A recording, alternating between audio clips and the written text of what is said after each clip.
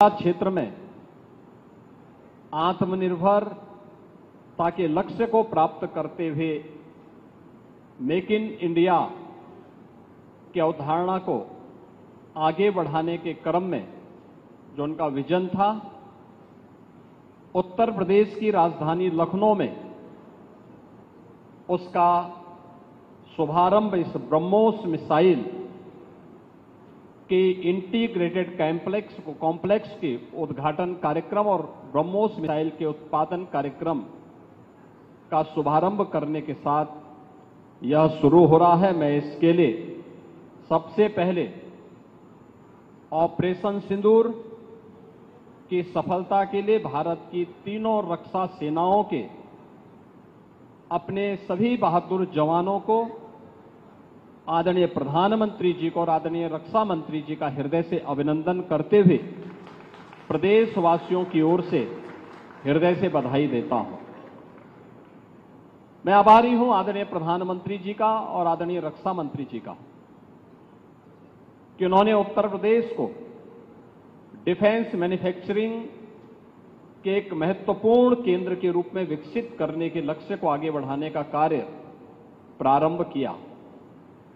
2018 में जब उत्तर प्रदेश ने अपना पहला इन्वेस्टर समिट प्रदेश की राजधानी लखनऊ में आयोजित किया था, तब केंद्रीय बजट में 2 डिफेंस कॉरिडोर की घोषणा हुई थी, लेकिन ये कहां बनेंगी, इसकी घोषणा प्रधानमंत्री जी ने इसी लखनऊ में की थी कि एक defence manufacturing corridor Uttar Pradesh के लिए हम दे रहे हैं। और उत्तर प्रदेश में इसके लिए 6 नोड तय किए गए।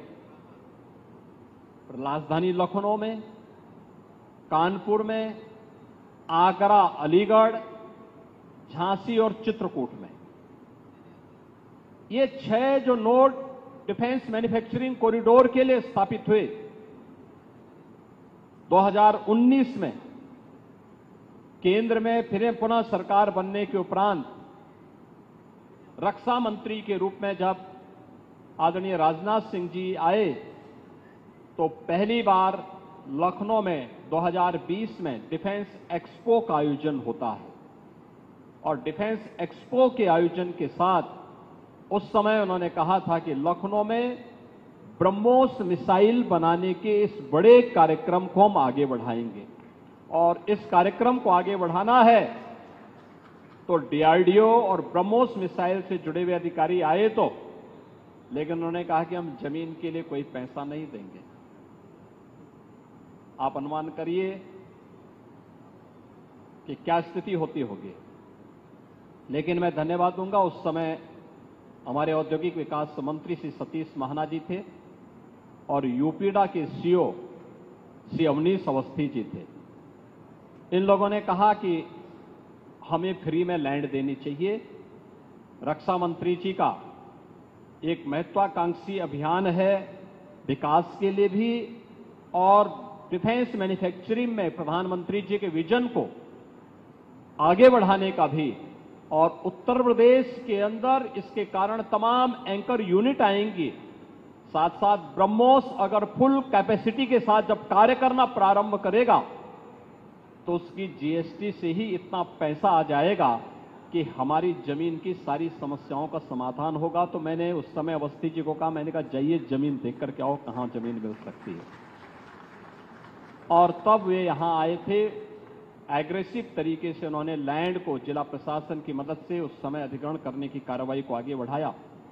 और आज ये 200 एकड़ का जो क्षेत्र हम लोगों ने उस समय ब्रह्मोस मिसाइल के लिए उपलब्ध करवाया था, उस से अब ये उत्पादन कार्य प्रारंभ हो रहा है। ये प्रधानमंत्री जी के मेक इन इंडिया के कार्यक्रम को आगे बढ़ाने, रक्षा मंत्री जी के लखनऊ में इस महत्वाकांक्षी योजना को लाने के कार्यक्रम को आगे बढ़ाने और देश की रक्षा सेनाओं को रक्षा उत्पादन के क्षेत्र में आत्मनिर्भर बनाने के लक्ष्य को आगे बढ़ाने का एक अभियान का हिस्सा है।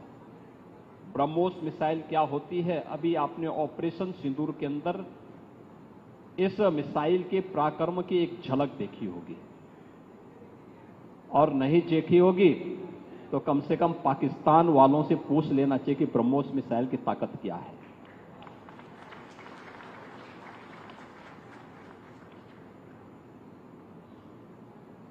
आतंकवाद के प्रति प्रधानमंत्री जी ने अब घोषणा की है कि कोई भी आतंकी घटना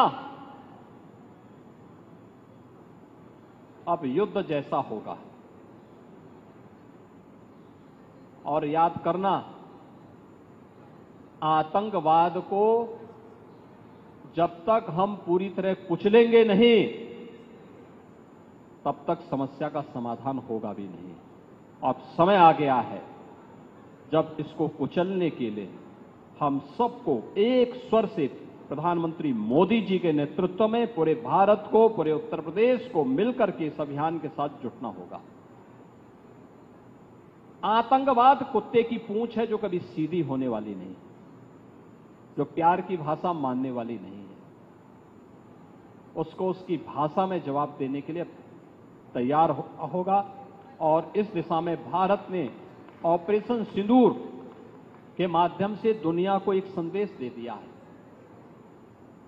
उत्तर प्रदेश के अंदर जो 6 के 6 नोड डिफेंस मैन्युफैक्चरिंग कॉरिडोर के हमारे विकसित हो रहे हैं, इन 6 के 6 नोड पर हमारा कार्य तेजी के साथ आगे बढ़ रहा है। इससे पहले हम लोगों ने कानपुर में वहां पर रक्षा सेनाओं के लिए जो गोला बारूद बनता है उसके उत्पादन के एक केंद्र का वहां पे शुभारंभ किया था। बहुत बड़ा केंद्र बना, आप जाएंगे, अत्याधुनिक केंद्र है।